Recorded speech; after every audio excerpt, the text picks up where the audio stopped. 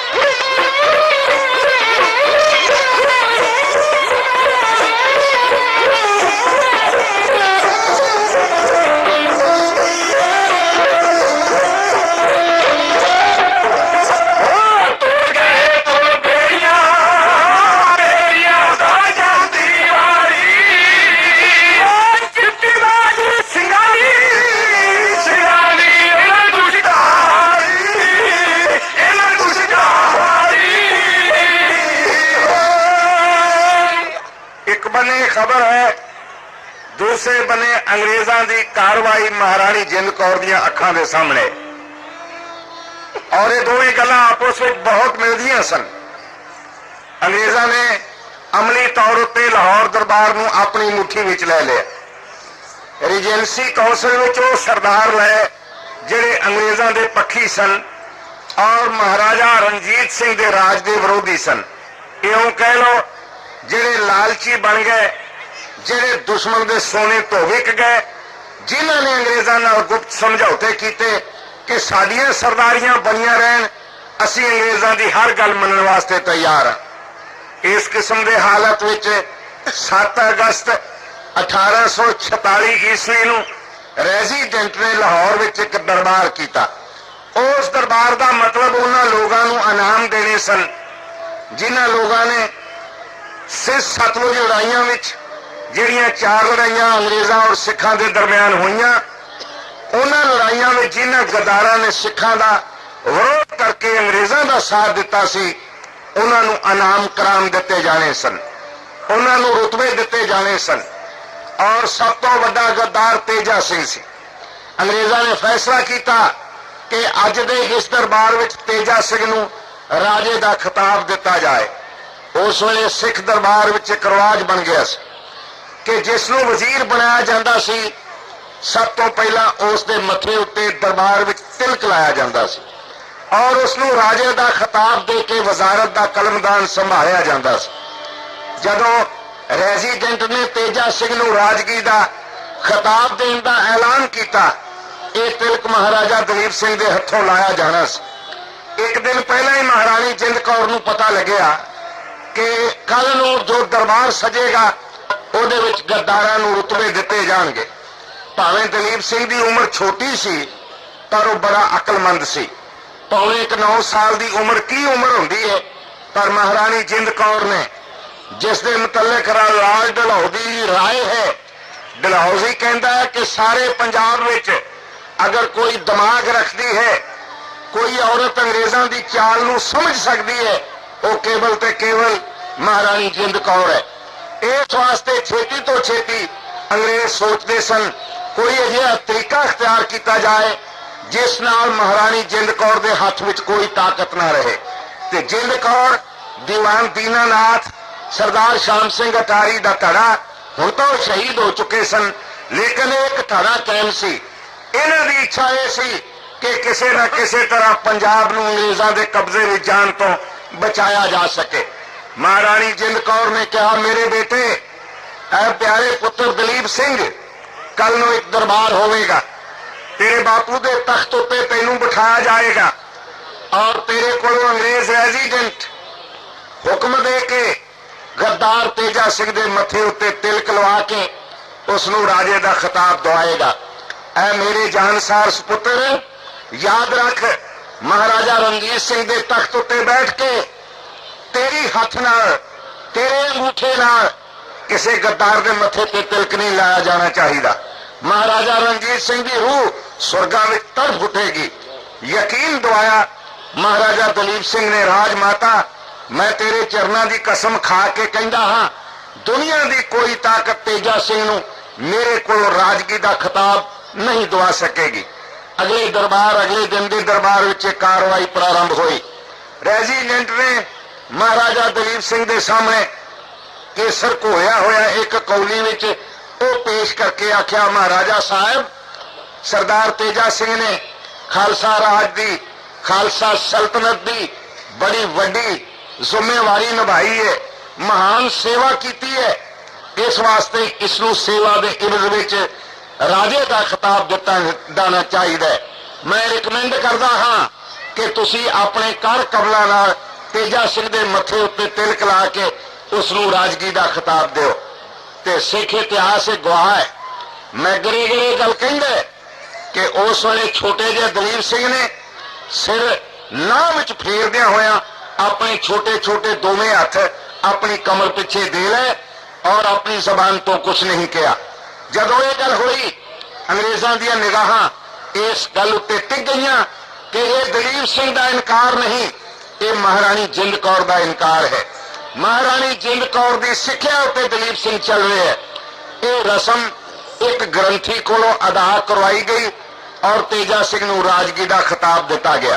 कुछ दिन बीते सन, तेजा सिंह नूं कतल करने की लाहौर विच एक साजिश करी गई और उस साजिश के अधीन 2 बंदे गिरफ्तार किए गए। एक परमा, दूसरा महारानी जिंद कौर का परसनल सैकटरी।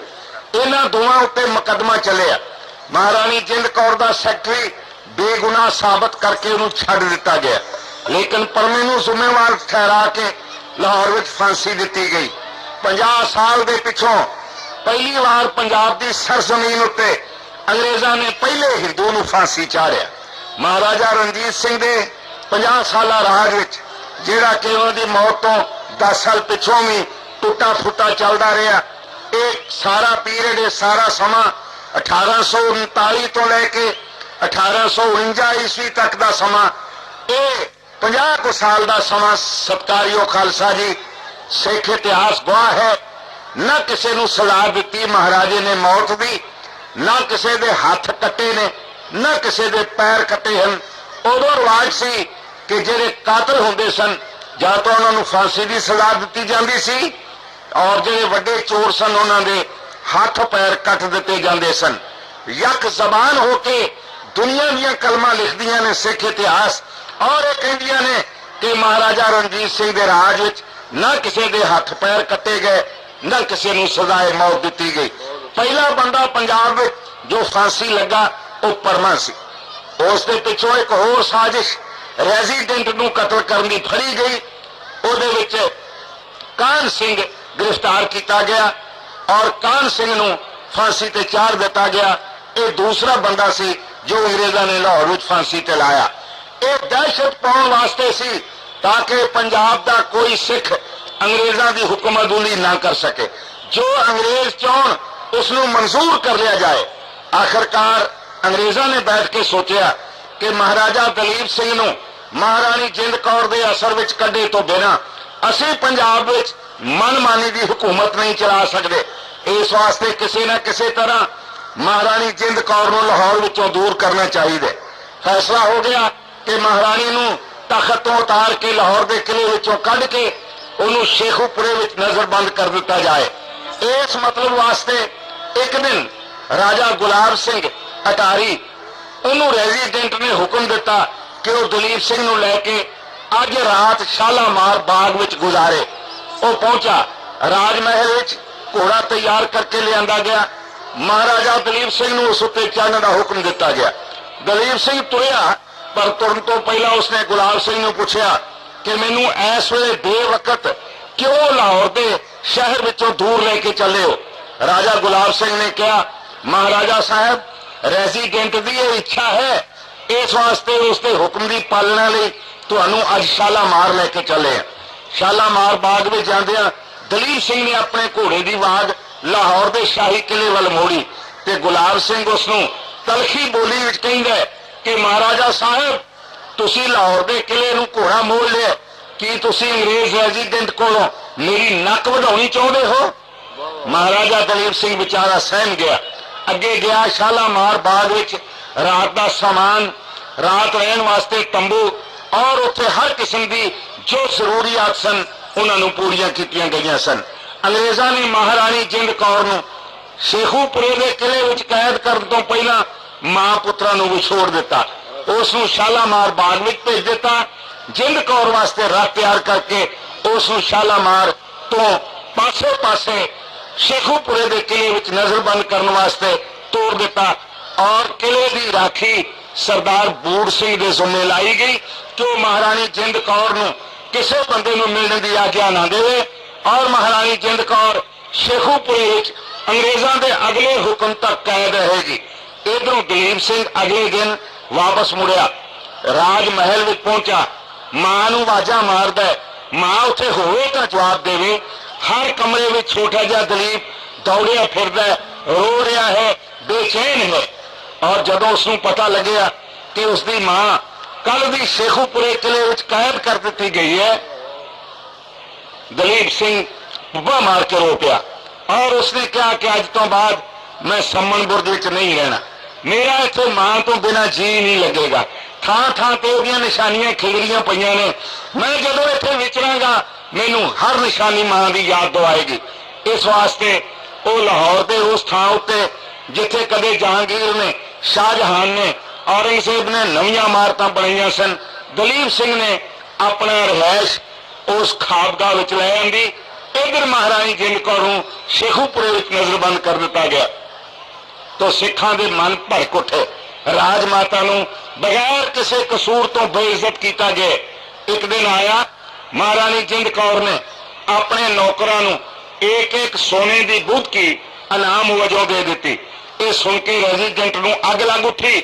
उसने महारानी जिंद कौर नूं धमकाया और यह आख्या कि तुसीं साडी मर्जी तो बिना अपने नौकरां नूं इनाम भी नहीं दे सकते। और जिहड़ियां दित्तियां होईयां भुगतियां सन वो अंग्रेजों ने हुक्म दे के नौकरां नूं धमका के महारानी जिंद कौर नूं मोड़ दित्तियां। इस तो बड़ी बेइज्जती होर की हो सकती सी। और वो दिन जल्दी आ गया जिस दिन 18 अगस्त 1848 ईस्वी नूं महारानी जिंद कौर लई फैसला हो गया कि उसनूं जलावतन कर दिता जाए। अंग्रेज रेजिडेंट ने अपने आका हिंदुस्तान के गवर्नर जनरल नूं लिखिया कि महारानी जिंद कौर नूं पंजाब विच रखना खतरे तो खाली नहीं। मूल राज की बगावत के पिछे महारानी जिंद कौर का हाथ है। विचारी निर्दोष राजमाता जदों लाहौर के किले विचों तुरी 1.5 करोड़ रुपया उन्होंने पेंशन मिलती सी और इत्थे आके केवल 48,000 रुपया उसकी पेंशन घटा दी। अंग्रेज धक्केशाही ते तुले हुए सन।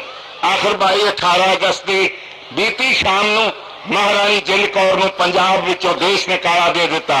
राजमाता रास्ते बैठी हुई 2 कंपनियां अंग्रेजों दियां महारानी जिंद कौर की राखी वास्ते नहीं अमली तौर पर कैद करके उसको लै तुरिया कि पंजाब का कोई सिख सरदार पंजाब का कोई सिपाही महारानी जिंद कौर का तरफदार ना होवे।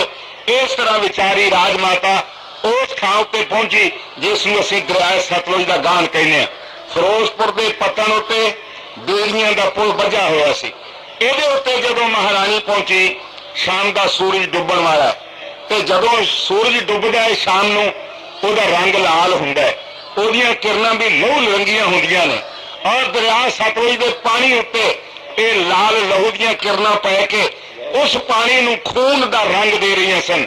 महारानी जिंद कौर नूं इस वगदे दरिया विच सतलुज के कंढे शहीद होने वाले सरदार शाम सिंह और होर हजारां योधियां का खून वगदा नजर आया। महारानी जिंद कौर ने डुबदे सूरज नूं वेखिया। ਉਹ उस थां उत्ते सी जिथों ओदा अगला कदम विदेशी धरती उत्ते पैना सी ते महारानी जिंद कौर दीयां भुब्बां निकल गईयां। सतलुज के कंढे ते खलो के जिंद कौर कूंज वांग इउं कुरला उठी।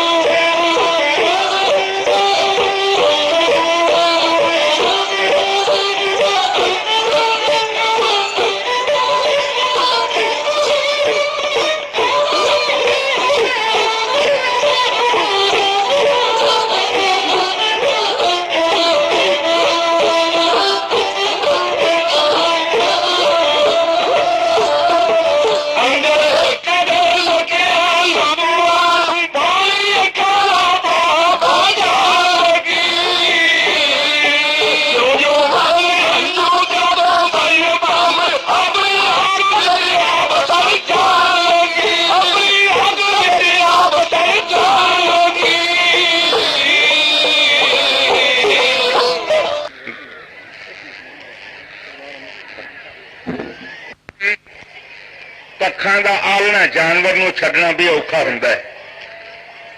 ਗਰੀਬ ਦਾ ਆਪਣੀ ਕੁੱਲੀ ਨਾਲ ਮੋਹ ਹੁੰਦਾ ਹੈ, ਕੋਈ ਧੱਕੇ ਨਾਲ ਉਹਦੀ ਕੁੱਲੀ ਖੋਲ ਲਵੇ ਤਾਂ ਉਹਦੇ ਕੋਲ ਬਰਦਾਸ਼ਤ ਨਹੀਂ ਹੁੰਦਾ। ਇਹ ਹੈ ਖਾਲਸੇ ਦੀ ਰਾਜ ਮਾਤਾ। ਮਹਾਰਾਜਾ ਰਣਜੀਤ ਸਿੰਘ ਇਸ ਨੂੰ ਮਹਿਬੂਬਾ ਕਹਿ ਕੇ ਯਾਦ ਕਰਦੇ ਸੀ। ਲਾਹੌਰ ਵਿੱਚ ਸ਼ਾਹੀ ਮਹਿਲ ਵਿੱਚ ਨਿਵਾਸ ਰੱਖਦੀ ਸੀ। ਦਿਲੋਂ ਦਿਮਾਗ ਦੀ ਮਾਲਕ ਸੀ ਔਰ ਆਪਣੇ ਰਾਜ ਭਾਗ ਵਿੱਚ ਉਹਦੀ ਇੱਜ਼ਤ ਸਿਖਰ ਉੱਤੇ ਸੀ। ਦੋਵੇਂ ਵੇਲੇ ਸੈਰ ਕਰਨ ਵਾਸਤੇ ਉਸ ਲਈ ਪਾਲਕੀ ਆਉਂਦੀ ਸੀ। ਮਹਾਰਾਣੀ ਜਿੰਦ ਕੌਰ ਪਾਲਕੀ ਤੇ ਬੈਠ ਕੇ ਸੈਰ ਵਾਸਤੇ ਨਿਕਲਦੀ। ਦੋ ਕੰਪਨੀਆਂ ਮਹਾਰਾਣੀ ਜਿੰਦ ਕੌਰ ਦੀ ਹਿਫਾਜ਼ਤ ਵਾਸਤੇ ਨਾਲ ਚੱਲਦੀਆਂ ਸਨ।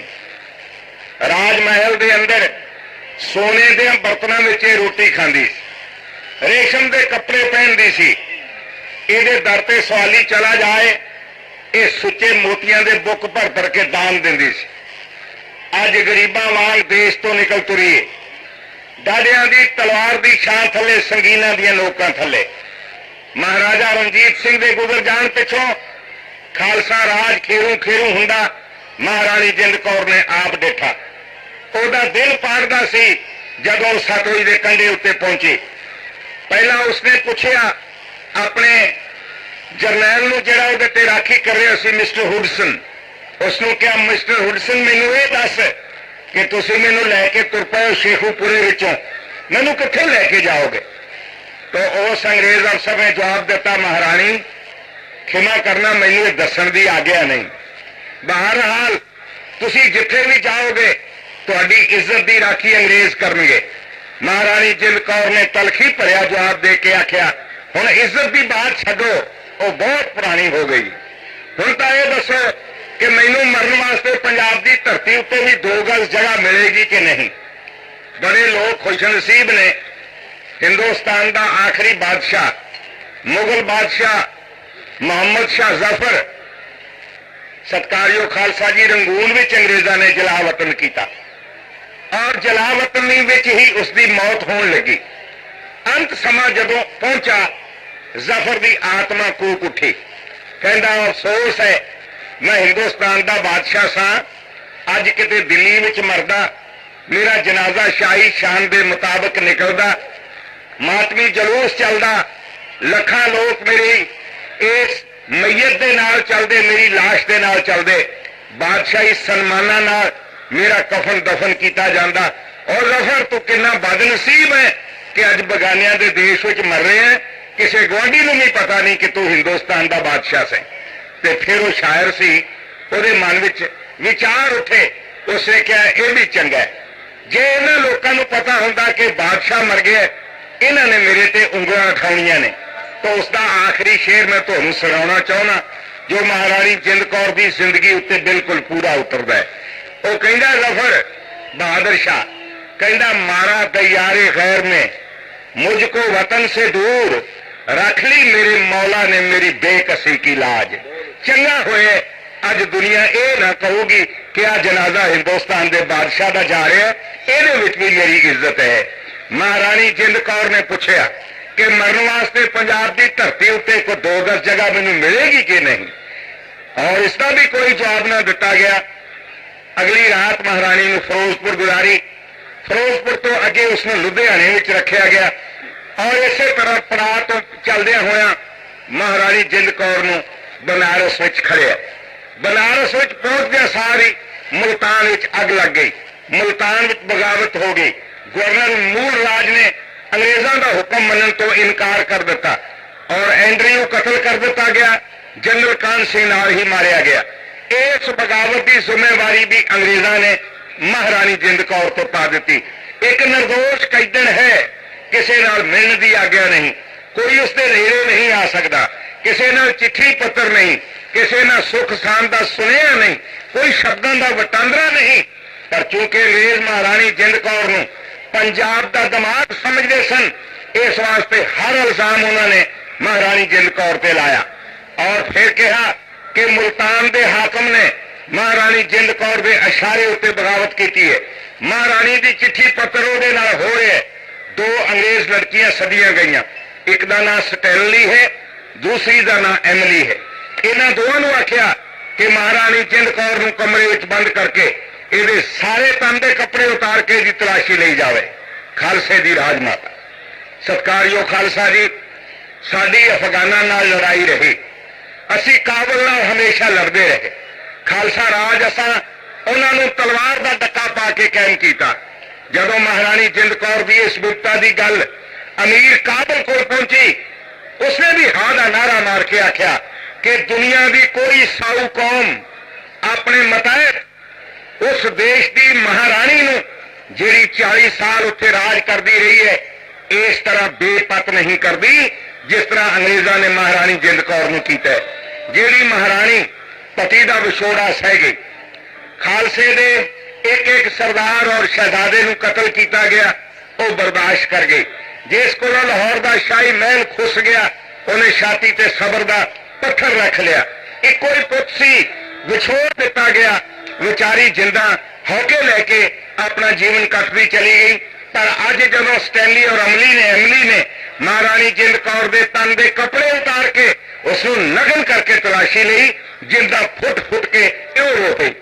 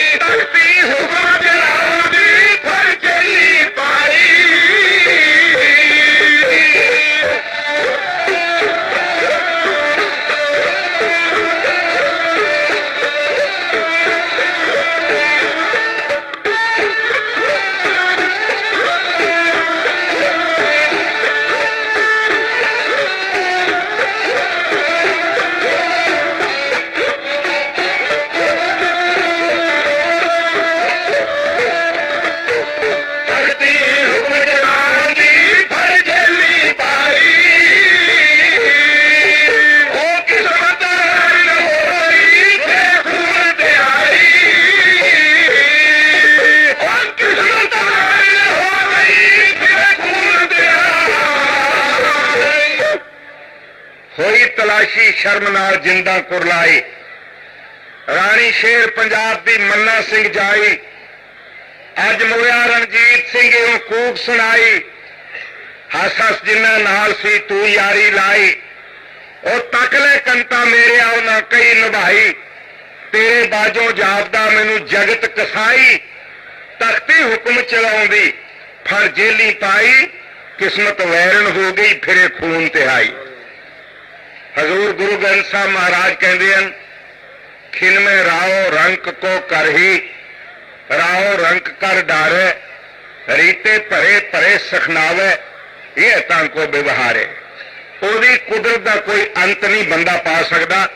ਰਾਜਿਆਂ ਨੂੰ ਧੂਏ ਦੇ ਫਕੀਰ ਤੇ ਧੂਆਂ ਦੇ ਫਕੀਰਾਂ ਨੂੰ ਉਹ ਬਾਦਸ਼ਾਹ ਬਣਾ ਦਿਆ ਕਰਦੀ ਹੈ। ਇਹ ਜੀਵਨ ਇੱਕ ਅਖਾੜਾ ਹੈ ਤੇ ਖਲਕਤ ਹੈ ਤਮਾਸ਼ਾਈ। ਮੈਂ ਜੀਵਨ ਖੇਡ ਵਿੱਚ ਭੁੱਲਦੇ ਬੜੇ ਬੁੱਧਵਾਨ ਵੇਖੇ ਨੇ, ਜੋ ਉੱਡਦੇ ਅਰਸ਼ ਤੇ ਪਟਕਦੇ ਫਰਸ਼ ਤੇ ਵੇਖੇ ਤੇ ਪੈਰਾਂ ਵਿੱਚ ਰੋਲਦੇ ਕਈ ਚੜੇ ਅਸਮਾਨ ਵੇਖੇ ਨੇ। ਤਖਤ ਤੇ ਬੈਠਿਆਂ ਵੇਖਿਆ ਹੈ ਬੇਘਰ ਗੁਲਾਮਾਂ ਨੂੰ ਤੇ ਮੰਗਦੇ ਭੀਖ ਗਲੀਆਂ ਵਿੱਚ ਕਈ ਸੁਲਤਾਨ ਵੇਖੇ ਨੇ। ਗਲੇ ਮਿਲਦੇ ਮੁਹੱਬਤ ਨਾਲ ਮੈਂ ਵੇਖੇ ਨੇ ਦੁਸ਼ਮਣ ਵੀ ਤੇ ਮਿੱਤਰਾਂ ਵਿੱਚ ਹੁੰਦੇ ਲਹੂ ਦੇ ਕਮਸਾਨ ਵੇਖੇ ਨੇ। ਛੁਰੀਆਂ ਚਲਾਉਂਦਿਆਂ ਵੇਖਿਆ ਹੈ ਕਈਆਂ ਸਾਧ ਸੰਤਾਂ ਨੂੰ ਤੇ ਮੰਦਰ ਦੇ ਪੁਜਾਰੀ ਵੇਚਦੇ ਈਮਾਨ ਵੇਖੇ ਨੇ। ਗਲੇ ਮਿਲਦੇ ਮੁਹੱਬਤ ਨਾਲ ਮੈਂ ਵੇਖੇ ਨੇ ਦੁਸ਼ਮਣ ਵੀ ਮਿੱਤਰਾਂ ਵਿੱਚ ਹੁੰਦੇ ਲਹੂ ਦੇ ਕਮਸਾਨ ਵੇਖੇ ਨੇ। ਜਿਨ੍ਹਾਂ ਵਿੱਚ ਕੱਲ ਤੀਕਰ ਹੁੰਦਾ ਸੀ ਨਾਚ ਪਰੀਆਂ ਦਾ, ਮੈਂ ਪੈਂਦੇ ਕੀਰ ਨੇ ਉਹ ਬਣੇ ਸ਼ਮਸ਼ਾਨ ਵੇਖੇ ਨੇ। ਅਨੋਖੇ ਰੰਗ ਨੇ ਜ਼ਮਾਨੇ ਦੇ ਜਾਣੇ ਕੌਣ ਸੀਤਲ ਜੀ, ਮੈਂ ਵਸਦੇ ਉਜੜੇ ਤੇ ਉਜੜੇ ਵੀਰਾਨ ਵੇਖੇ ਨੇ। ਇਹ ਦੁਨੀਆ ਇਸੇ ਤਰ੍ਹਾਂ ਚੱਲਦੀ ਰਹਿੰਦੀ ਹੈ। ਵਿਚਾਰੀ ਮਹਾਰਾਣੀ ਜਿੰਦ ਕੌਰ ਜੋ ਦੁਨੀਆ ਦੀ ਹਰ ਸੰਕਟ ਦੀ ਘੜੀ ਵਿੱਚ ਆਪਣਾ ਮਨ ਸੰਭਾਲ ਕੇ ਬੈਠੀ ਸੀ, ਜਦੋਂ ਬੇਪਤੀ ਨਾਲ ਜਿੰਦ ਕੌਰ ਦੇ ਕੱਪੜੇ ਉਤਾਰ ਕੇ ਤਲਾਸ਼ੀ ਲਈ ਗਈ, ਮਹਾਰਾਣੀ ਜਿੰਦ ਕੌਰ ਦੀਆਂ ਪੁੱਬਾਂ ਨਿਕਲ ਗਈਆਂ। ਉਹ ਰੱਜ ਕੇ ਰੋਈ, ਲੇਕਿਨ ਉਸਦੇ ਹੰਝੂਆਂ ਦੀ ਕੋਈ ਕੀਮਤ ਨਹੀਂ ਸੀ। ਕਦੇ ਮਹਾਰਾਜਾ ਰਣਜੀਤ ਸਿੰਘ ਇਸ ਦੇ ਮੱਥੇ ਤੇ ਵੱਟ ਪਿਆ ਹੁੰਦਾ ਸੀ, ਬਰਦਾਸ਼ਤ ਨਹੀਂ ਕਰ ਸਕਦੇ। ਮਿੱਤਰੋ, ਹੰਝੂ ਇੱਕੇ ਭਾਅ ਨਹੀਂ ਜੇ ਵਿਕਦੇ। ਕਦੇ ਇਹ ਮੋਤੀਆਂ ਨਾਲੋਂ ਮਹਿੰਗੇ ਹੁੰਦੇ ਨੇ, ਕਦੇ ਇਹ ਪਾਣੀ ਦੇ ਤੁਪਕਿਆਂ ਨਾਲੋਂ ਵੀ ਇਹਨਾਂ ਦੀ ਕੀਮਤ ਨਹੀਂ ਰਹਿੰਦੀ। ਅੱਜ ਵਿਚਾਰੀ ਜਿੰਦ ਕੌਰ ਰੋ ਰਹੀ ਹੈ, ਕੋਈ ਚੁੱਪ ਕਰਾਉਣ ਵਾਲਾ ਨਹੀਂ। ਸਤਿਕਾਰਯੋਗ ਖਾਲਸਾ ਜੀ, ਜ਼ਿੰਦਗੀ ਚੱਲਦੀ ਰਹੀ। ਬਨਾਰਸ ਵਿੱਚੋਂ ਤਲਾਸ਼ੀ ਲੈਣ ਤੋਂ ਪਿੱਛੋਂ ਕਿਉਂਕਿ ਅੰਗਰੇਜ਼ਾਂ ਨੇ ਕੋਈ ਸਬੂਤ ਨਾ ਹਾਸਲ ਕੀਤਾ, ਮਹਾਰਾਣੀ ਜਿੰਦ ਕੌਰ ਤੇ ਇਲਜ਼ਾਮ ਹੈ ਕਿ ਉਸਨੇ ਮੂਲ ਰਾਜ ਨੂੰ ਬਗਾਵਤ ਵਾਸਤੇ ਉਕਸਾਇਆ ਹੈ, ਲੇਕਿਨ ਕੋਈ ਚਿੱਠੀ ਉਹਦੇ ਕੋਲੋਂ ਗ੍ਰਿਫਤਾਰ ਪਕੜੀ ਨਾ ਗਈ, ਕੋਈ ਚਿੱਠੀ ਉਹਦੇ ਕੋਲੋਂ ਨਾ ਨਿਕਲੀ। ਜਿੰਦਾ ਨਿਰਦੋਸ਼ ਹੈ। ਅੰਗਰੇਜ਼ ਰੈਜ਼ੀਡੈਂਟ ਨੇ ਗਵਰਨਰ ਜਨਰਲ ਨੂੰ ਚਿੱਠੀ ਲਿਖੀ ਕਿ ਮਹਾਰਾਣੀ ਜਿੰਦ ਕੌਰ ਤੇ ਲੱਗੇ ਹੋਏ ਇਲਜ਼ਾਮ ਅਸੀਂ ਸਾਬਤ ਨਹੀਂ ਕਰ ਸਕੇ, ਕਿਉਂਕਿ ਵਿਚਾਰੀ ਨਿਰਦੋਸ਼ ਹੈ। ਯਾਦ ਰੱਖੋ, ਕਮਜ਼ੋਰ ਬੰਦਾ ਜਦੋਂ ਨਿਰਦੋਸ਼ ਹੋਵੇ, ਕਮਜ਼ੋਰ ਹੋਣਾ ਹੀ ਸਭ ਤੋਂ ਵੱਡਾ ਦੋਸ਼ ਬਣ ਜਾਂਦਾ ਹੈ। ਇਹਨੂੰ ਇੱਥੋਂ ਕੱਢਿਆ ਗਿਆ, ਇਹਨੂੰ ਚੁਨਾਰ ਦੇ ਕਿਲੇ ਵਿੱਚ ਬੰਦ ਕਰ ਦਿੱਤਾ ਗਿਆ। ਚੁਨਾਰ ਦਾ ਕਿਲਾ ਦਰਿਆਏ ਗੰਗਾ ਦੇ ਕੰਢੇ ਉੱਤੇ ਬੜੇ ਮਜ਼ਬੂਤ ਪੱਥਰਾਂ ਦਾ ਰਾਜਪੂਤਾਂ ਦੇ ਜ਼ਮਾਨੇ ਤੋਂ ਬਣਾਇਆ ਗਿਆ ਹੈ। ਇੱਥੇ ਉਹ ਲੋਕ ਗ੍ਰਿਫਤਾਰ ਕਰਕੇ ਲਿਆਂਦੇ ਜਾਂਦੇ ਸਨ ਜਿਨ੍ਹਾਂ ਦੇ ਜੀਵਨ ਦਾ ਅੰਤ ਕਰ ਦੇਣਾ ਹੁੰਦਾ ਸੀ। ਚੁਨਾਰ ਦੇ ਕਿਲੇ ਦੀ ਕਾਂ ਦੇ ਮਹੀਨੇ ਸਨ ਕਿ ਜਿਹੜਾ ਇੱਥੇ ਬੰਦਾ ਆ ਗਿਆ, ਇਹਦੀ ਲਾਸ਼ ਵੀ ਕਿਲੇ ਚੋਂ ਬਾਹਰ ਨਹੀਂ ਨਿਕਲਣੀ।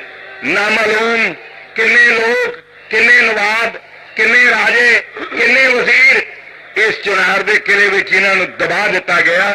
ਨਾ ਜਾਣੇ ਉਹ ਕਿੰਨੇ ਲੋਕ ਸਨ ਤੇ ਕੌਣ ਸਨ। ਉੱਥੇ ਅੱਜ ਮਹਾਰਾਣੀ ਜਿੰਦ ਕੌਰ ਨੂੰ ਪਹੁੰਚਾਇਆ। ਇੱਕ ਗੋਲੀ ਉਸਦੇ ਨਾਲ ਹੈ ਔਰ ਉਸਦਾ ਨਾਂ ਹੈ ਸ਼ਾਮੋ। ਮੈਂ ਪਹਿਲਾਂ ਇਸ ਨਾਂ ਨੂੰ ਮਨੋਕਲਪਤ ਸਮਝਦਾ ਰਿਹਾ, ਪਰ ਪਿੱਛੇ ਜੇ ਮੈਨੂੰ ਡਾਕਟਰ ਗੰਡਾ ਸਿੰਘ ਦੀ ਉਹ ਪੁਸਤਕ ਪੜ੍ਹਨ ਦਾ ਮੌਕਾ ਮਿਲਿਆ, ਜਿਸ ਉੱਤੇ ਉਹਨਾਂ ਨੇ ਕੋਈ ਤਕਰੀਬਨ 1,500-2,000 ਸਫ਼ੇ ਤੇ ਕਲਮ ਚਲਾਈ ਹੈ ਔਰ ਉਸ ਕਿਤਾਬ ਦਾ ਨਾਂ ਹੈ ਦੀ ਕੋਰਸਪੋਂਡੈਂਸ ਆਫ ਐਂਗਲੋ ਸਿੱਖ ਵਾਰ। ਮਹਾਰਾਜਾ ਦਲੀਪ ਸਿੰਘ ਦੇ ਜੀਵਨ ਤੇ ਖਾਲਸਾ ਰਾਜ ਦੀ ਅਦੋਗਤੀ ਉੱਤੇ ਡਾਕਟਰ ਗੰਡਾ ਪੁਸਤਕ ਲਿਖੀ ਅੰਗਰੇਜ਼ੀ ਵਿੱਚ। ਉਹਦੇ ਵਿੱਚ ਮੈਂ ਪੜ੍ਹਿਆ ਹੈ ਕਿ ਜਿੰਦ ਕੌਰ ਦੇ ਕੋਲ ਉਸ ਵੇਲੇ ਇੱਕ ਨੌਕਰਾਣੀ ਸ਼ਾਮੋ ਨਾਂ ਦੀ ਸੀ। ਉਸ ਦਿਨ ਤੋਂ ਮੈਂ ਇਸ ਨੂੰ ਪ੍ਰਮਾਣਿਕ ਨਾਂ ਦਿੱਤਾ ਹੈ। ਤਾਂ ਕੁਝ ਸਮਾਂ ਬੀਤਿਆ, ਮਹਾਰਾਣੀ ਜਿੰਦ ਕੌਰ ਸੋਚਦੀ ਹੈ ਕਿ ਇਸ ਕਿਲੇ ਵਿੱਚੋਂ ਮੈਂ ਜਿਉਂਦਿਆਂ ਬਾਹਰ ਨਹੀਂ ਨਿਕਲ ਸਕਣਾ। ਪਰ ਜਿਹੜੇ ਦੇਸ਼ ਵਤਨ ਦੇ ਪੁਜਾਰੀ ਹੁੰਦੇ ਨੇ, ਉਹ ਆਖਰੀ ਸਮੇਂ ਤੱਕ, ਜਦੋਂ ਤੱਕ ਉਹਨਾਂ ਦਾ ਇੱਕ ਵੀ ਸਵਾਸ ਬਾਕੀ ਹੈ, ਉਹ ਦੇਸ਼ ਔਰ ਧਰਮ ਦੀ ਖਾਤਰ ਕੁਝ ਨਾ ਕੁਝ ਕਰਨ ਵਾਸਤੇ ਹੀਲੇ ਕਰਦੇ ਰਹਿੰਦੇ ਨੇ। ਮਹਾਰਾਣੀ ਨੇ ਇੱਕ ਦਿਨ ਸ਼ਾਮੋਂ ਨੂੰ ਸੱਦਿਆ ਔਰ ਸੱਦ ਕੇ ਕਿਹਾ, ਸ਼ਾਮੋ ਦੇਖ, ਤੂੰ ਮੇਰੀ ਹੁਣ ਨੌਕਰਾਨੀ ਨਹੀਂ, ਮੇਰੇ ਕੋਲ ਰਾਜ ਨਹੀਂ ਰਿਹਾ, ਮੇਰੇ ਕੋਲ ਪੰਜਾਬ ਨਹੀਂ ਰਿਹਾ। ਉਦੋਂ ਰਾਜ ਮਹਿਲਾਂ ਵਿੱਚ ਮੈਂ ਮਹਾਰਾਣੀ ਸੀ, ਤੂੰ ਮੇਰੀ ਦਾਸੀ ਸੀ, ਅੱਜ ਆਪਾਂ ਭੈਣਾਂ ਹਾਂ। ਤੇਰੇ ਤੇ ਵੀ ਸੰਕਟ ਹੈ, ਵਿਪਤਾ ਹੈ, ਮੇਰੇ ਉੱਤੇ ਵੀ ਹੈ। ਕੋਸ਼ਿਸ਼ ਕਰੀਏ ਜੇ ਮੈਂ ਇਸ ਕਿਲੇ ਦੀ ਦੀਵਾਰ ਚੋਂ ਬਾਹਰ ਨਿਕਲ ਸਕਾਂ, ਜੇ ਮੈਂ ਇਸ ਕੈਦ ਵਿੱਚੋਂ ਆਜ਼ਾਦ ਹੋ ਗਈ, ਜੇ ਕਦੇ ਵਾਹਿਗੁਰੂ ਨੂੰ ਭਾਇਆ ਮੈਂ ਪੰਜਾਬ ਪਹੁੰਚ ਗਈ, ਜੇ ਕੋਈ ਯਤਨ ਕਰਕੇ ਅਸੀਂ ਸਿੱਖਾਂ ਦਾ ਗਿਆ ਹੋਇਆ ਰਾਜ ਮੋੜ ਲਿਆਂਦਾ, ਮੈਂ ਤੇਰੀ ਇਸ ਸੇਵਾ ਦਾ ਮੁੱਲ ਚੁਕਾਵਾਂਗੀ। ਤੇ ਹੱਥ ਜੋੜ ਕੇ ਸ਼ਾਮੋਂ ਨੇ ਕਿਹਾ, ਮਹਾਰਾਣੀ ਸਾਹਿਬਾ ਕੀ ਹੁਕਮ ਹੈ? ਤੇ ਜਿੰਦ ਕੌਰ ਨੇ ਕਿਹਾ, ਹੁਣ ਮੈਨੂੰ ਮੁੜ ਕੇ ਮਹਾਰਾਣੀ ਨਾ ਆਖੀ, ਹੁਣ ਮੈਂ ਮਹਾਰਾਣੀ ਰਹੀ ਨਹੀਂ। ਖੈਰ ਸਕੀਮ ਬਣੀ ਕਿ ਮਹਾਰਾਣੀ ਜਿੰਦ ਕੌਰ ਨੇ ਆਪਣੇ ਕੱਪੜੇ ਸ਼ਾਮੋਂ ਨੂੰ ਪਵਾਏ, ਸ਼ਾਮੋਂ ਦੇ ਕੱਪੜੇ ਆਪ ਪਹਿਨ ਲਏ, ਠਿੱਬੀ ਦੀ ਜੁੱਤੀ ਪੈਰੀ ਪਾ ਲਈ, ਔਰ ਕਿਉਂਕਿ ਸ਼ਾਮੋਂ ਰੋਜ਼ ਪਾਣੀ ਦੀ ਗਾਗਰ ਲੈ ਕੇ ਗੰਗਾ ਦਾ ਪਾਣੀ ਭਰ ਕੇ ਲਿਆ ਕੇ ਮਹਾਰਾਣੀ ਦਾ ਇਸ਼ਨਾਨ ਕਰਵਾਉਂਦੀ ਹੁੰਦੀ ਸੀ, ਇਸ ਵਾਸਤੇ ਹੁਣ ਮਹਾਰਾਣੀ ਜਿੰਦ ਕੌਰ ਵਿਚਾਰੀ ਸ਼ਾਮੋਂ ਦੇ ਰੂਪ ਵਿੱਚ ਹੈ। ਗਾਗਰ ਚੁੱਕ ਕੇ ਤੁਰਨ ਲੱਗੀ, ਮੀਡੀਆਂ ਜਿਹੜੀਆਂ ਸਨ ਉਹ ਖਿਲਾਰ ਲਈਆਂ, ਪਾਟੇ ਹੋਏ ਕੱਪੜੇ ਪਾ ਲਏ, ਮੈਲੇ ਕੁਚੈਲੇ, ਗੋਲੀਆਂ ਵਾਲਾ ਭੇਸ ਬਣਾਇਆ, ਤੇ ਫਿਰ ਪੁੱਛਦੀ ਹੈ, ਰਾਤ ਦਾ ਸਮਾਂ ਤੜਕਸਾਰ, ਕਿ ਸ਼ਾਮੋਂ ਦੇਖ, ਮੈਨੂੰ ਵੇਖ ਕੇ ਸੰਤਰੀ ਨੂੰ ਕੋਈ ਸ਼ੱਕ ਤਾਂ ਨਹੀਂ ਪਏਗਾ? ਉਸਨੇ ਕਿਹਾ, ਮਹਾਰਾਣੀ ਗੱਲ ਬੜੀ ਵੱਡੀ ਹੈ, ਮੇਰਾ ਮੂੰਹ ਬੜਾ ਛੋਟਾ ਹੈ, ਮੈਂ ਡਰਦੀ ਹਾਂ।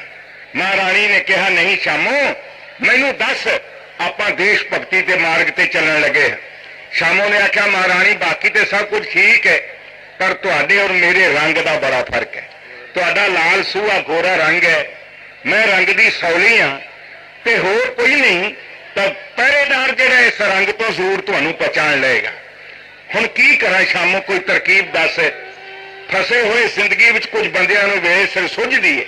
ਖਾਲਸਾ ਜੀ ਜਿੱਥੇ ਦੀਵਾ ਬਲ ਰਿਹਾ ਸੀ, ਉਹਦੀ ਕਾਲਖ ਲੱਗੀ ਹੋਈ ਸੀ ਦਵਾਖੀ ਉੱਤੇ, ਉਹਦੇ ਤੋਂ ਮਹਾਰਾਣੀ ਜਿੰਦ ਕੌਰ ਨੇ ਸ਼ਾਮੋਂ ਨੂੰ ਆਖਿਆ, ਇਹ ਕਾਲਖ ਲਾ ਔਰ ਆਪਣੇ ਹੱਥਾਂ ਉੱਤੇ ਮਲ ਕੇ ਮੇਰੇ ਮੂੰਹ ਉੱਤੇ ਮਲ ਦੇ, ਤਾਂ ਕਿ ਮੇਰਾ ਰੰਗ ਸੌਲਾ ਲੱਗੇ।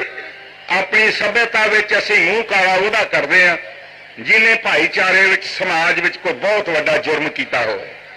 ਹੇ ਵਾਹਿਗੁਰੂ, ਤੇਰੀ ਕੁਦਰਤ ਹੈ। ਅੱਜ ਮਹਾਰਾਜਾ ਰਣਜੀਤ ਸਿੰਘ ਦੀ ਮਹਿਬੂਬਾ ਮਹਾਰਾਣੀ, ਉਹਦੇ ਚਿਹਰੇ ਉੱਤੇ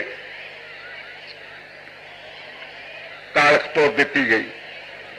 ਠੀਕ ਹੈ ਸ਼ਾਮੋਂ, ਇਹ ਮੇਰੇ ਵਾਹਿਗੁਰੂ ਦੀ ਰਜ਼ਾ ਹੈ, ਇਹ ਕਹਿ ਕੇ ਗਾਗਰ ਮੋਢੇ ਤੇ ਰੱਖੀ, ਦਰਵਾਜ਼ੇ ਤੇ ਪਹੁੰਚੀ। ਪਹਿਰੇਦਾਰ ਨੇ ਆਖਿਆ, ਕੌਣ ਹੈ? ਮਹਾਰਾਣੀ ਨੇ ਜਵਾਬ ਦਿੱਤਾ, ਮੈਂ ਸ਼ਾਮੋਂ ਬੋਲੀ। ਕਿੱਥੇ ਚੱਲੀ ਹੈ? ਮਹਾਰਾਣੀ ਦਾ ਇਸ਼ਨਾਨ ਕਰਾਉਣ ਵਾਸਤੇ ਮੈਂ ਗੰਗਾ ਦਾ ਪਾਣੀ ਲੈਣ ਚੱਲੀ। ਚੰਗਾ, ਛੇਤੀ ਮੋੜੇ, ਕਹਿ ਕੇ ਦਰਵਾਜ਼ਾ ਖੋਲ ਦਿੱਤਾ।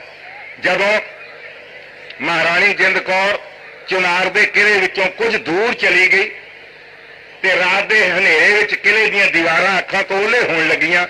ਦੇਖਿਆ ਹੁਣ ਸੰਤਰੀ ਨਹੀਂ ਪਹੁੰਚ ਸਕਦਾ, ਗਾਗਰ ਉੱਥੇ ਰੱਖ ਦਿੱਤੀ, ਲੀੜੇ ਨਾਲ ਆਪਣਾ ਲੱਕ ਬੰਨ ਲਿਆ, ਸਾਰੇ ਜ਼ੋਰ ਨਾਲ ਦੌੜੀ। ਰਾਜ ਮਾਤਾ ਖੇਡੇ ਖਾਂਦੀ ਹੈ, ਰੇਤ ਵਿੱਚ ਦੌੜਨਾ ਕਿਹੜਾ ਸੌਖਾ ਹੁੰਦਾ ਹੈ। ਡਿੱਗ ਪੈਂਦੀ ਹੈ, ਫਿਰ ਉੱਠਦੀ ਹੈ, ਫਿਰ ਸੰਭਲਦੀ ਹੈ, ਫਿਰ ਤੁਰ ਪੈਂਦੀ ਹੈ। ਮੈਂ ਜੇ ਪਿਛਲੇ ਹਫ਼ਤੇ ਹੀ ਚੁਨਾਰ ਦੇ ਕਿਲੇ ਦੇ ਲਾਗੋਂ ਟਾਟਾ ਨਗਰ ਤੋਂ ਆਉਂਦਿਆਂ ਲੰਘ ਕੇ ਆਇਆ ਹਾਂ। ਮੈਂ ਇਹਨਾਂ ਆਪਣੇ ਸਾਥੀਆਂ ਨੂੰ ਕਿਹਾ ਵੀ ਆਪਾਂ ਨਿੰਦਰੇ ਵਿੱਚ ਆ, ਇਹ ਨਾ ਹੋਵੇ ਵੀ ਆਪਾਂ ਚੁਨਾਰ ਲਾਗੋਂ ਲੰਘਦੇ ਹੋਏ ਕਿਤੇ ਸੌ ਜਾਈਏ ਤੇ ਚੁਨਾਰ ਦਾ ਕਿਲਾ ਨਾ ਵੇਖ ਸਕੀਏ, ਇਸ ਵਾਸਤੇ ਤੁਸੀਂ ਸਾਵਧਾਨ ਰਹਿਣਾ। ਖੈਰ ਦਿਨ ਦਾ ਵੇਲਾ ਸੀ, ਚੁਨਾਰ ਦਾ ਕਿਲਾ ਮੇਰੀਆਂ ਨਜ਼ਰਾਂ ਦੇ ਸਾਹਮਣੇ ਦੀ ਲੰਘ ਗਿਆ।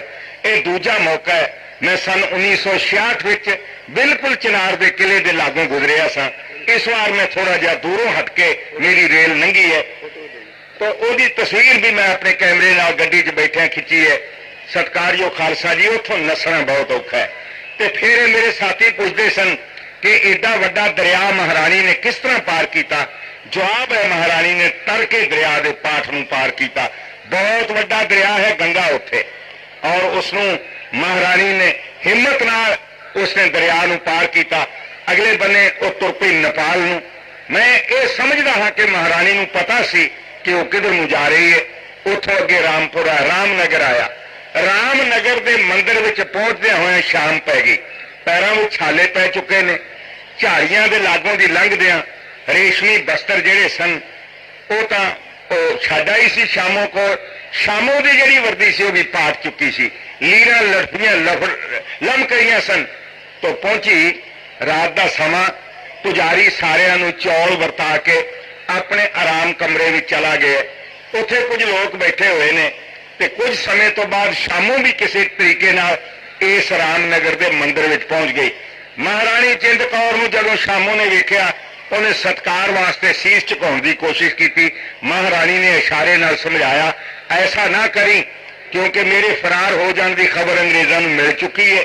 ਥਾਂ ਥਾਂ ਉੱਤੇ ਸਿਪਾਹੀ ਮੇਰੀ ਭਾਲ ਵਿੱਚ ਨੇ ਤੇ ਜਦੋਂ ਤੂੰ ਮੇਰਾ ਇਉਂ ਸਨਮਾਨ ਕੀਤਾ ਇੱਥੇ ਲੋਕਾਂ ਨੂੰ ਸ਼ੱਕ ਪੈ ਜਾਣਾ ਹੈ। ਨਾ ਕਰੀ ਇਸ ਤਰ੍ਹਾਂ। ਤੇ ਹੌਲੀ ਜੀ ਕੋਲ ਬੈਠੀ ਹੋਈ ਮਹਾਰਾਣੀ ਪੁੱਛਦੀ ਹੈ ਕਿ ਸ਼ਾਮੋਂ ਭੁੱਖ ਬਹੁਤ ਲੱਗੀ ਹੈ।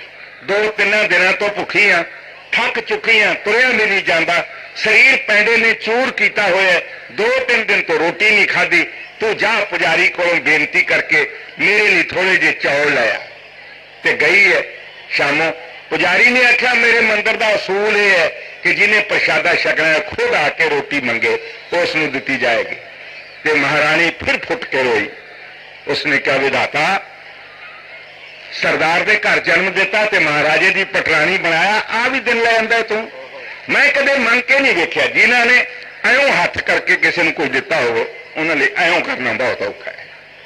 ਖੈਰ ਸ਼ਾਮੋਂ ਨੇ ਕਿਹਾ ਕਿ ਜਿਹੜਾ ਇਸ ਮੰਦਿਰ ਦਾ ਪੁਜਾਰੀ ਹੈ ਉਹ ਆਪਣਾ ਅਸੂਲ ਨਹੀਂ ਤੋੜੇਗਾ। ਵਿਚਾਰੀ ਮਹਾਰਾਣੀ ਜਿੰਦ ਕੌਰ ਐ ਕੇਲਿਆਂ ਦਾ ਪੱਤਰ ਹੱਥ ਤੇ ਰੱਖਿਆ ਹੋਇਆ ਤੇ ਪੁਜਾਰੀ ਕੋਲ ਜਾ ਕੇ ਕਹਿੰਦੀ ਹੈ, ਬਾਵਾ ਮੁਝੇ ਵੀ ਕੁਝ ਚਾਵਲ ਦੋ, ਮੈਂ ਭੁੱਖੀ ਹੂੰ। ਇਹ ਹੈ ਖਾਲਸਾ ਜੀ ਸਾਡਾ ਇਤਿਹਾਸ। ਪੱਥਰ ਦਿਲ ਚਾਹੀਦਾ ਇਹਨੂੰ ਬਿਆਨ ਕਰਨ ਲਈ। ਖੈਰ ਮਹਾਰਾਣੀ ਜਿੰਦ ਕੌਰ ਨੇ ਉਹ ਪੱਤਲ ਉੱਤੇ ਮੁੱਠ ਕੇ ਚੌਲ ਪਵਾ ਲਏ। ਉਹ ਲੰਘਦੇ ਨਹੀਂ, ਧੱਕਾ ਦੇ ਦੇ ਕੇ ਉਹ ਰੋਟੀ ਖਾਧੀ ਹੈ। ਦਿਨ ਚੜ੍ਹਿਆ ਤੇ ਫਿਰ ਮੰਜ਼ਿਲ ਵੱਲ ਤੁਰ ਪਈਆਂ ਨੇ। ਪਤਾ ਨਹੀਂ ਕਿੰਨਾ ਚਿਰ ਤੁਰੀਆਂ ਰਹੀਆਂ, ਆਖਰ ਖਟਮੰਡੂ ਵਿੱਚ ਪਹੁੰਚੀਆਂ। ਰਾਣਾ ਜੰਗ ਬਹਾਦਰ ਦੀ ਇਹ ਰਿਆਸਤ ਨੇਪਾਲ, ਨੇਪਾਲ ਦਾ ਕੈਪੀਟਲ ਸਿਟੀ ਰਾਜਧਾਨੀ ਖਟਮੰਡੂ। ਰਾਜੇ ਦਾ ਦਰਬਾਰ ਲੱਗਾ ਹੋਇਆ ਹੈ ਤੇ ਮਹਾਰਾਣੀ ਜਿੰਦ ਕੌਰ ਫਟੀਆਂ ਹੋਈਆਂ ਲੀਰਾਂ ਨਾਲ ਸ਼ਾਮੋਂ ਨੂੰ ਲੈ ਕੇ ਦਰਵਾਜ਼ੇ ਤੇ ਪਹੁੰਚੀ। ਦਰਬਾਨ ਨੂੰ ਆਖਿਆ ਕਿ ਮੈਂ ਮਹਾਰਾਜੇ ਨੂੰ ਮਿਲਣਾ ਚਾਹੁੰਦੀ ਹਾਂ। ਦਰਬਾਨ ਨੇ ਆਖਿਆ ਫਕੀਰ ਨਹੀਂ, ਇਸ ਵਕਤ ਮਹਾਰਾਜੇ ਨੂੰ ਨਹੀਂ ਮਿਲਿਆ ਜਾ ਸਕਦਾ। ਉਸਨੇ ਕਿਹਾ ਮੈਂ ਵੇਖਣ ਨੂੰ ਫਕੀਰ ਨਹੀਂ ਆ ਪਰ ਤੈਨੂੰ ਪਤਾ ਨਹੀਂ ਮੈਂ ਕੌਣ ਆ। ਮੈਂ ਰੱਬ ਦਾ ਵਾਸਤਾ ਪਾ ਕੇ ਕਹਿੰਦੀ ਆ ਕਿ ਮੈਨੂੰ ਅੰਦਰ ਜਾਣ ਦੀ ਇਜਾਜ਼ਤ ਦੇ ਦੇ। ਖੈਰ ਉਹਦੇ ਮਨ ਵਿੱਚ ਦਇਆ ਆਈ। ਰਾਣਾ ਜੰਗ ਬਹਾਦਰ ਆਪਣੇ ਤਖਤ ਉੱਤੇ ਬੈਠਾ ਤੇ ਮਹਾਰਾਣੀ ਜਿੰਦ ਕੌਰ ਉਹਦੇ ਸਾਹਮਣੇ ਖੜੀ ਹੋ ਗਈ। ਦੋਵੇਂ ਹੱਥ ਜੋੜ ਕੇ ਆਪਣਾ ਸਿਰ ਨਵਾ ਕੇ ਮਹਾਰਾਣੀ ਜਿੰਦ ਕੌਰ ਖੜੀ ਹੈ ਤੇ ਪੁੱਛਦਾ ਹੈ, ਰਾਣਾ ਜੰਗ ਬਹਾਦਰ ਤੂੰ ਕੌਣ ਹੈ? ਦੱਸ ਤੈਨੂੰ ਕੀ ਤਕਲੀਫ ਹੈ, ਕੀ ਸ਼ਿਕਾਇਤ ਹੈ? ਮਹਾਰਾਣੀ ਨੇ ਆਖਿਆ ਸ਼ਿਕਾਇਤ ਤੇ ਮੈਨੂੰ ਆਪਣੀ ਕਿਸਮਤ ਉੱਤੇ ਹੈ ਰਾਜਾ, ਮੈਨੂੰ ਤੇਰੇ ਤੇ ਕੋਈ ਗਿਲਾ ਨਹੀਂ, ਪਰ ਮੈਂ ਕੌਣ ਹਾਂ ਸੁਣ ਮੇਰੀ ਵਿਥਿਆ। ਜਿੰਦ ਕੌਰ ਨੇਪਾਲ ਦੀ ਰਾਜਧਾਨੀ ਵਿੱਚ ਖਲੋਤੀ ਹੋਈ ਮਹਾਰਾਣਾ ਜੰਗ ਬਹਾਦਰ ਨੂੰ ਆਪਣੀ ਵਾਕਫੀਅਤ ਇਹਨਾਂ ਅੱਖਰਾਂ ਨਾਲ ਇਉਂ ਦੇ ਦਿੱਤੀ।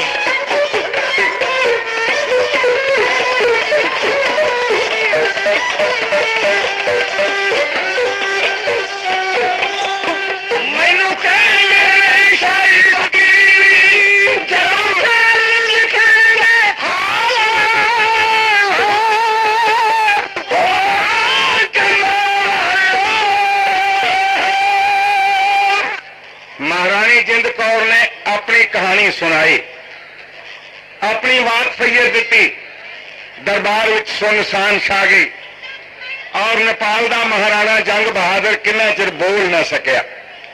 तो अंत अपने मन अंदर सोचता सी, यह कुदरत तू कदे इहो जिहा भी करिश्मा विखाउंदी जिस महाराजा रणजीत सिंह के दरबार विच दुनिया के बड़े बड़े राजे मित्रता लई हथ जोड़ के खलोते हुंदे सन, जिहदे नाल अंग्रेज मित्राचारी करने वास्ते वलायत तो तोहफे भेजते सन, जिस दे दरबार विच काबल के शहनशाह शीश झुकाउंदे सन। अज आ भी दिन आया है कि उसकी महबूबा महारानी अपने देश तो दूर फकीरां वर्गा जीवन जीउंदी जीउंदी इस दरबार विच रोटी वास्ते गुजारा मंग रही। महाराणा जंग बहादुर नाल महाराजा दलीप सिंह दे कोई चंगे संबंध नहीं सन, क्योंकि नेपाल का महाराणा कांगड़े ते कब्जा करना चाहता सी। महाराजा रणजीत सिंह कांगड़े नूं पंजाब का हिस्सा समझदा सी। इस वास्ते राजा संसार चंद कटोच जिहड़ा कांगड़े का राजा सी, उसने गोरखियां की मदद मंग ली। अमर सिंह थापा फौजां का जरनैल बन के कांगड़े ते पक्के तौर पर कब्जा दिवाउण वास्ते संसार चंद नूं फौजां लैके आया। सरदार शाम सिंह अटारी नूं महाराजा रणजीत सिंह ने भेजिया। कांगड़े के लागे जदों खालसा फौज पहुंची, वड्डियां तोपां मैदान विच बीड़ियां गईयां, गोरखे दिल हार गए और बगैर लड़ाई तो कांगड़ा खाली करके चले गए। इस वास्ते मैं कह रहा हाँ कि महाराजा रणजीत सिंह की नेपाल के महाराणे नाल कोई नेड़ता नहीं सी, पर एक गल तो जरूर है कि नेपाल का शाही घराना समझदा सी कि शाही अमीरां दीयां शहजादियां ते रानियां दी इज्जत की हुंदी है। उन्हें तरस करके महारानी जिंद कौर नूं 12,000 रुपया माहवार पेंशन दे दी और शर्त लाई कि महारानी साहिबा तुसी मेरे देश में आए हो, तुहानूं रिहायश वास्ते मकान दिता जाएगा जिहड़ा तुहाडी शान शान के मुताबिक होवेगा। तुहाडी रोटी पकाउण वास्ते सेवा वास्ते नौकर भी रख दिते जाणगे, लेकिन शर्त यह है कि तुसी किसी भी रियासत नाल इत्थे बैठे नेपाल विच कोई राजनीतिक संबंध नहीं कायम कर सकोगे। जब तक तुसी नेपाल की हद अंदर रहोगे तुहानूं पेंशन मिलती रहेगी। जिस दिन तुसा कदम अपना नेपाल की सरहद तो बाहर रख दिता, उस दिन तुहानूं मुड़ के वापस नेपाल विच नहीं आउण दिता जाएगा और जो कुछ तुहानूं दिता गया है सब कुछ जब्त कर लिया जाएगा।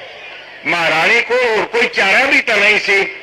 उसने इस सारे कुछ नूं प्रवान करके कहा, महाराजा महाराणा साहब मैं तुहाडी सेवा की प्रशंसा करती हाँ, मैनू खुशी है। वाहिगुरू ना करे भरावो, कृपा करे सतगुरु अकल टिकाने रखे बंदे दी, तां ही जीवन है, नहीं तो तुसी देख ही रहे हो ना। तो मेरा मजमून कह रहा और पता नहीं है मेरे नाल इस बुजुर्ग का की है। मैं जिथे भी जाना उत्थे पहुंच जरूर जाता ते आउंदा भी उदों है जदों मैं ऐन सिरे गल लाई हुंदी है। हुण देखो क्या रंग लगा महाराज ने कृपा की हुई है। किसी सेवादार नूं बेनती है कि वो हौली हौली सेवा करके बाहर लै जावे ते चंगी गल होवेगी। बहुते कई बार पता की हुंदा है, मैनूं तूफान मेर की गल याद आ गई, सुरगवासी तूफान मेर की हजारा सिंह की। जदों मैं पंजाब में सौ अक्सर एक गल क्या करता सी, कहंदा जदों किते बच्चे नहीं पैदा होंदे, औलाद नूं तरसदियां होईयां मावां मस्या सुखदियां ने। गुरु अर्जन देव सच्चे पातशाह कोई भचंगी दी दात बख्श, वो जांदियां रहिंदियां, कई समा लंघ जांदा ते फिर अक जांदियां ते फिर हार के कहिंदे ने सतगुरु जे होर कुछ नहीं तो कोई कमला रमला ही दे छड्ड, ते इहो जिहे होर जम पैंदे ने। ये सब सुखना दे। तो सत्कारियो खालसा जी मेरा तो मजमून सत्यानाश करके रख दिता। खरा जुड़ने की कोशिश करो।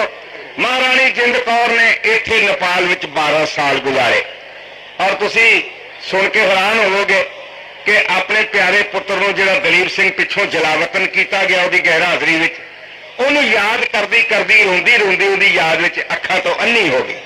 महारानी नूं नज़र कुछ नहीं आ रहा। 12 साल पिछों दलीप सिंह ने इंग्लैंड विचों रेजिडेंट नूं लिखिया कि मैं अपनी मातृ भूमि में जाना चाहता, मैं अपने पंजाब के दर्शन करने लोचदा हाँ, इस वास्ते मैनू वतन जाण की आग्या दी जाए। अंग्रेज़ों ने बड़ी डूंगी सोच विचार पिछों दलीप सिंह नूं कहा कि वह पंजाब तो नहीं जा सकेगा, पर उसनूं कलकत्ते तक जाण की आग्या दी जाती।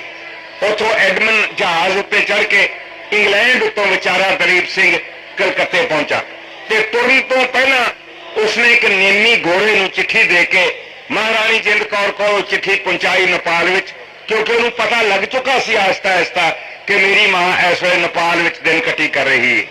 ये चिट्ठी लिखी, उस उत्ते लिखा मां मैं तेनों मिलने वास्ते पंजाब विच आउणा चाहुंदा।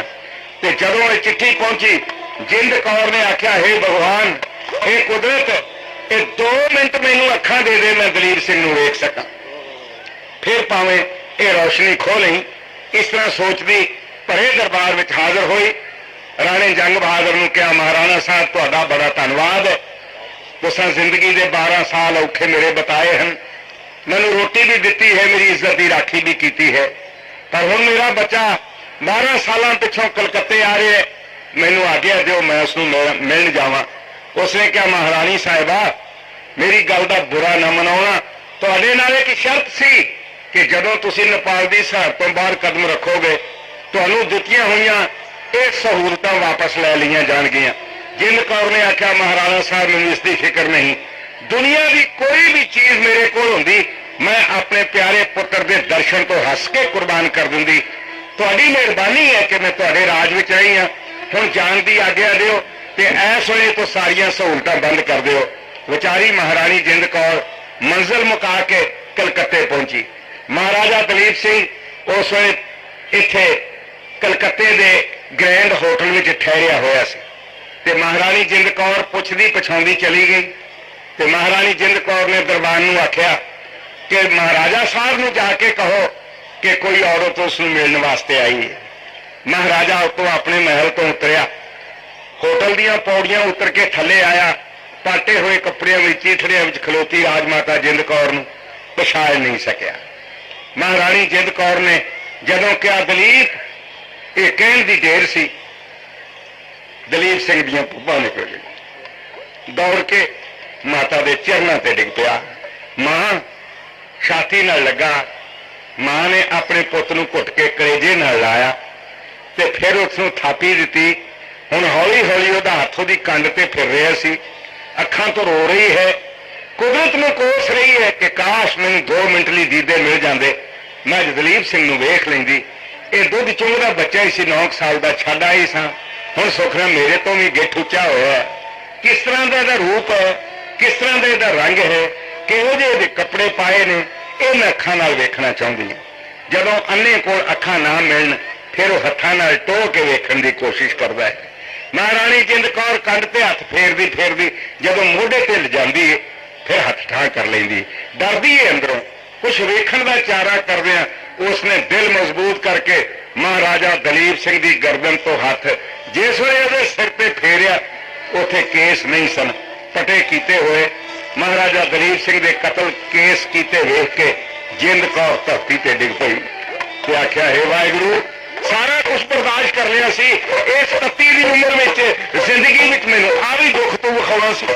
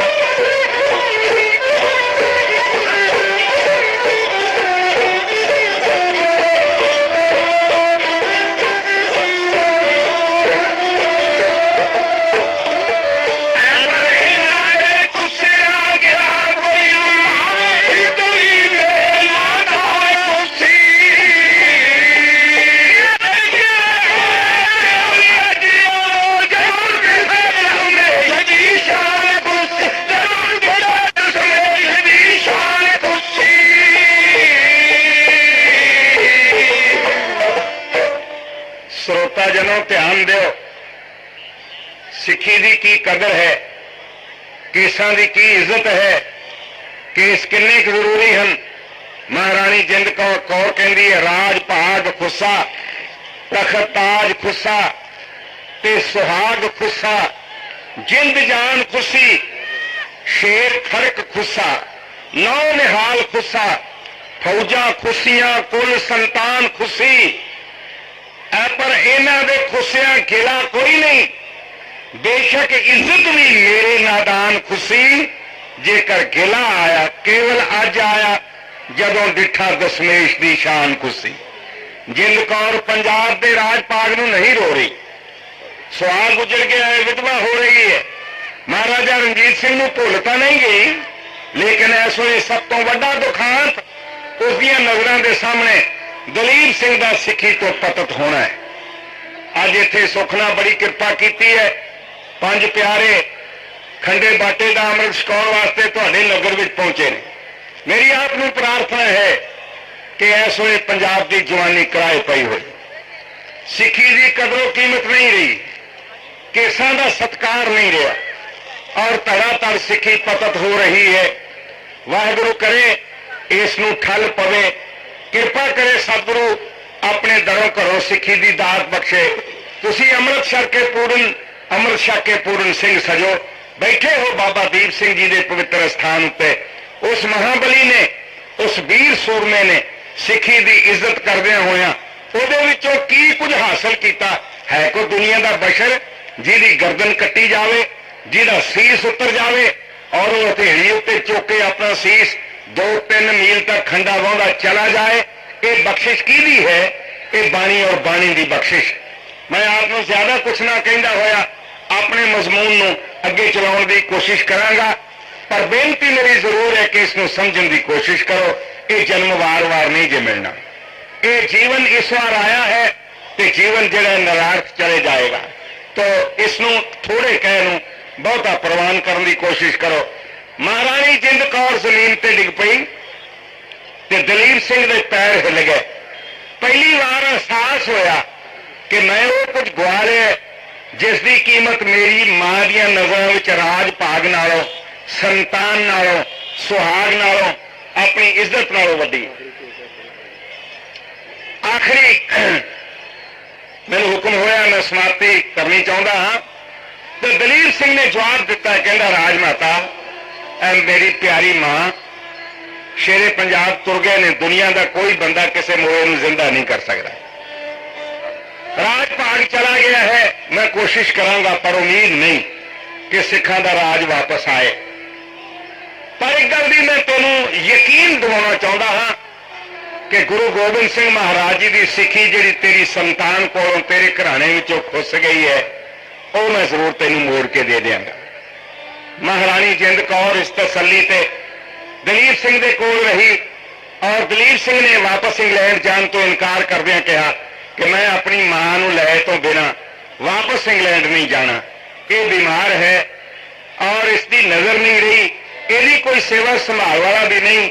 इस वास्ते मेरा मन करता है कि मैनू महारानी नूं जिंद कौर नूं नाल लेके जाने की आग्या मिले। कुछ दिनों की उड़ीक पिछों ईस्ट इंडिया कंपनी के डायरेक्टर ने हुक्म दिता कि हाँ महाराजा दलीप सिंह महारानी जिंद कौर नूं लेके जा सकता है।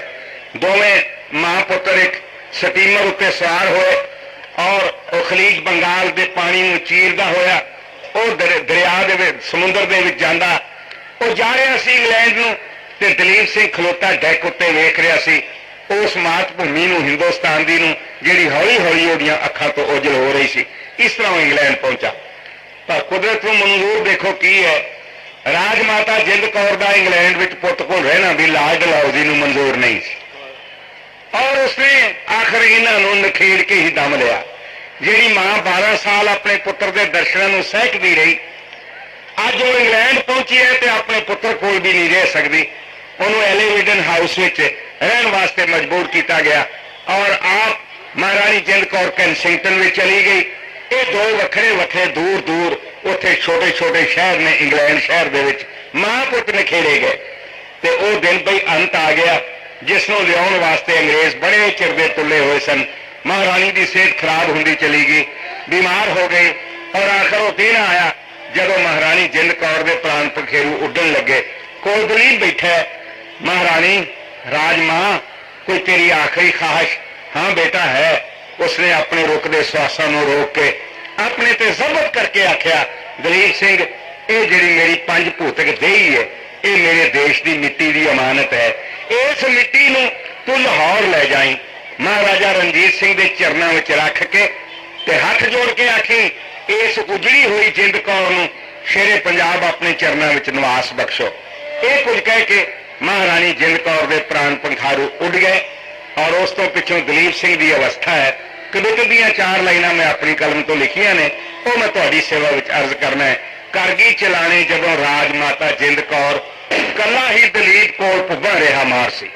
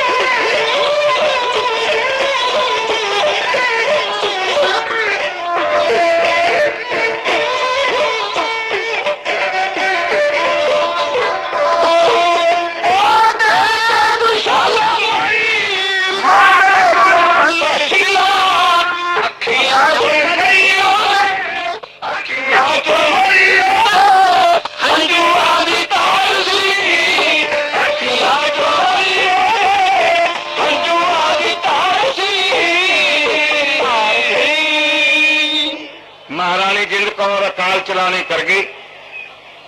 दलीप सिंह ने अंग्रेज सरकार को आग्या मंगी कि मैं अपनी मां नूं पंजाब विच लिजा के संस्कारना चाहता हाँ।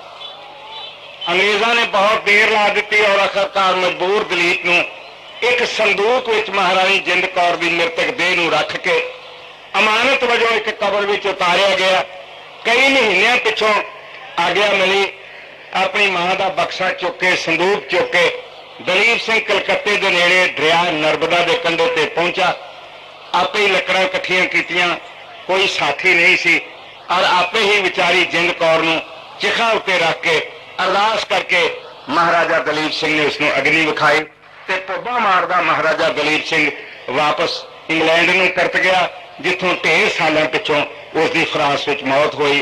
अज उस बदनसीब महाराजे की कबर भी इंग्लैंड विच है और सिख कौम यह भी नहीं यतन कर सकी कि उसदियां हड्डियां कढ़ के उथों उसका संस्कार गुरमर्यादा अनुसार करके उस आत्मा नूं शांति दी जा सके। यह है सिख राज किवें गया दी कहानी, जो प्रबंधक साहिबाना दे और वीर सकत्तर सिंह जी के हुक्म मुताबिक मैं तुहाडी सेवा विच अर्ज की है।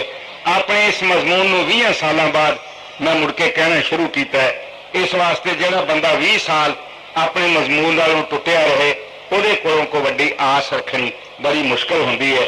फिर भी मैं कोशिश की है, जिन्नी तुसां बख्शिश की है उहदे मुताबिक पुरानी यादाश्त नूं अपने दिमाग विच लिया के मैं सिख राज किवें गया दा ये दुखांत आप दी सेवा विच अर्ज कीता है। बाबा जी गुरमेश सिंह जी और होर बहुत सारिया श्रद्धालु संगतां वल्लों सिख इतिहास की भेटा बेअंत माया के गफ्फे अरदास होए हैं। दाता जी नामदान बख्शण, नगर निवासियों नूं चढ़दी कला वाला जीवन बख्शण। इन्हां शब्दां नाल आग्या बख्शो। अगला प्रोग्राम सरवण करो। फतेह बुलाओ। वाहिगुरू जी का खालसा, वाहिगुरू जी की फतेह।